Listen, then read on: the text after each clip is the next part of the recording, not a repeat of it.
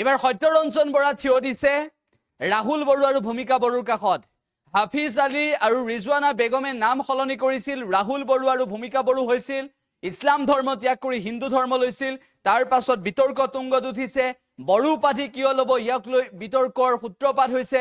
আৰু তাৰ মাজতে এবাৰ সত্যৰঞ্জন বৰাই RSSক সমালোচনা কৰিছে আৰু বক্তব্য ৰাখিছে। আমি উল্লেখ কৰিব বিচাৰিছো যে ৰাহুল বড়ো আৰু ভূমিকা বড়ো হৈছিল ইছলাম ধৰ্ম ত্যাগ কৰি হাফিজ আলী আৰু ৰিজৱানা বেগম, আৰু সেই হাফিজ আলী আৰু ৰিজৱানা বেগমে নতুন নাম লোৱাৰ পিছত এবাৰ ৰোষত পৰিছে। উল্লেখ যে বড়ো উপাধি কিয় ল'ব, ক্ষমা খুজিবলৈ বাধ্য হৈছে।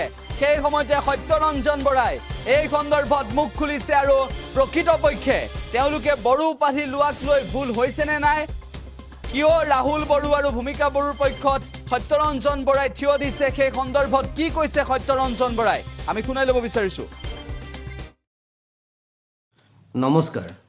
ক'বলৈ ইচ্ছা নাথাকিলেও কিছু কথা আমি ক'ব লাগিব, যিহেতু আমি সনাতন ধৰ্ম সভ্যতা সংস্কৃতিৰ কথা কৈছোঁ, যিহেতু আমাৰ কাৰণে বিষয়টো প্ৰথম প্ৰধান আৰু চূড়ান্ত, গতিকে আমি এই কথাখিনি ক'ব লাগিব। কালি কামৰূপ মহানগৰ জিলাৰ সোণাপুৰৰ কচুতলিত এটি মুছলমান পৰিয়ালে হিন্দু ধৰ্মলৈ প্ৰত্যাৱৰ্তন কৰিছে, সনাতন হিন্দু ধৰ্মলৈ প্ৰত্যাৱৰ্তন কৰিছে। আৰু সেই অনুষ্ঠানটোত ঘৰলৈ ঘূৰি অহা সেই অনুষ্ঠানটোত উপস্থিত আছিলে ৰাষ্ট্ৰীয় স্বয়ংসেৱক সংঘৰ দুগৰাকী জ্যেষ্ঠ প্ৰচাৰক। আমি যি সংবাদ মাধ্যমৰ যোগেৰে যি আমি খবৰ পাইছোঁ, বিশ্ব হিন্দু পৰিষদ বজৰং দলৰ তৎপৰতাত কৰা সেই অনুষ্ঠানটোত উপস্থিত আছিল ক্ৰমে যোগেশ শাস্ত্ৰী, তেওঁ শাস্ত্ৰৰ বিশাৰদ সেইকাৰণে শাস্ত্ৰী, আৰু এগৰাকী আছিল সুনীল মহান্তি, এজন ধৰ্ম জাগৰণৰ মূল ব্যক্তি ৰাষ্ট্ৰীয় স্বয়ংসেৱক সংঘৰ, আন এজন বোধহয় প্ৰচাৰ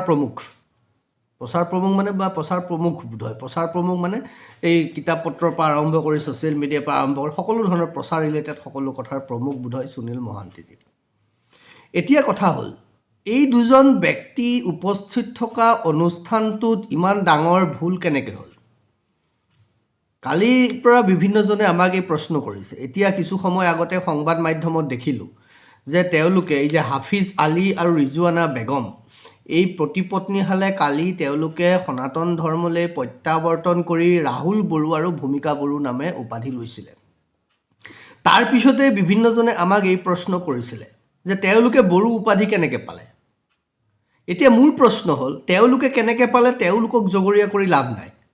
সেই অনুষ্ঠানত উপস্থিত থকা ৰাষ্ট্ৰীয় স্বয়ংসেৱক সংঘৰ বিশ্ব হিন্দু পৰিষদৰ সেইসকল মুধা ফুটা নেতাই কি কৰি আছিল তাত?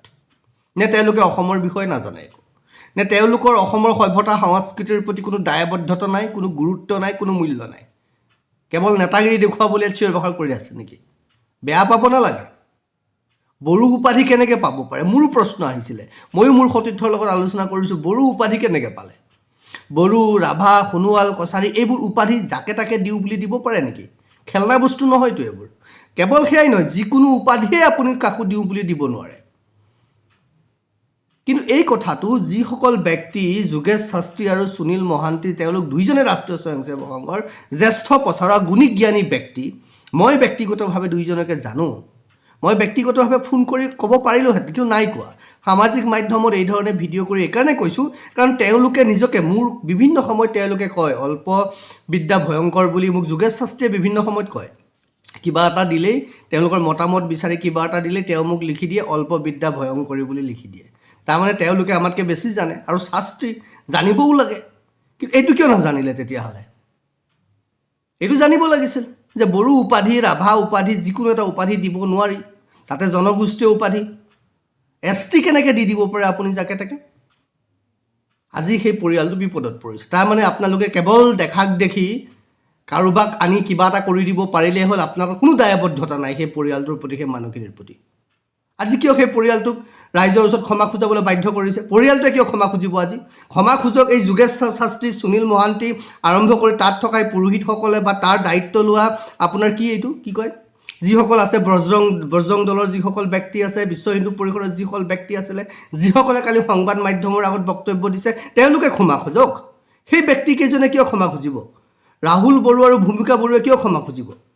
ৰাইজ ক'লৈ গ'ল? ৰাইজৰ মগজুটোত কি পোক লাগিলে নেকি? তেওঁলোকে নিজে ইচ্ছা কৰি নাম লৈছে নেকি? তেওঁলোকে নিজে ইচ্ছা কৰি বড়ো উপাধি ল'ব পাৰে নেকি? বা ল'লেও কিয় দিব? তাত যোগ্য সমাজ আছিলতো, যোগেশ শাস্ত্ৰী, সুনীল মহান্তি আছিলতো তাত উপস্থিত হৈ। সংবাদ মাধ্যমত আমি তেওঁলোকৰ নাম পাইছোঁ, হয়তো চাগে মিডিয়াৰ সন্মুখত অহা নাই, কিন্তু সংবাদে কৈছে, সংবাদ মাধ্যমত আমি তেওঁলোকৰ নাম শুনিছোঁ, স্পষ্টকৈ শুনিছোঁ, মই কাণ দুখনে শুনিছোঁ, বাতৰিটো আমি পাই আছোঁ, চাৰিওফালে সেই বাতৰিয়ে বাজি আছে। কিয় দুটি জীৱন, অতি সাধাৰণ দুটি ব্যক্তি আপোনালোকে জানি বুজি এই ধৰণৰ কিয় লৰা ধেমালি কৰিছে তেওঁলোকৰ লগত? তেওঁলোকক কিয় ক্ষমা খুজিবলৈ বাধ্য কৰালে? নাজানিলে নকৰিব, নাজানিলে কৰিব নাপায়।